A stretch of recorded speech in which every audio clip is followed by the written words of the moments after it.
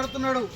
మోషేకి ఇవ్వబడినటువంటి ఉపదేశంలో ఇజ్రాయేలుల ప్రజలతో మాట్లాడుతున్నటువంటి మాట ఏమంటే యెహోవాను ప్రేమించాలి, యెహోవాను ప్రేమించాలి. ఆ విధంగా పిల్లలను తయారు చేయాలి. తల్లిదండ్రులు పిల్లలను దేవుని యొక్క శిక్షలను బోధలను పెంచే విధంగా తయారు చేయాలి అనేది మనం చూడగలుగుతున్నాం.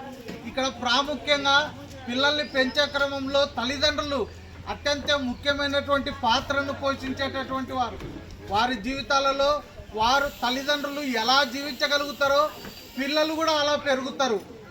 ఒకవేళ తల్లిదండ్రులు సెల్ ఫోన్లు టీవీలు చూసుకుంటే పెరిగినారనుకోండి, పిల్లలు కూడా అదే ఫాలో అవుతారు.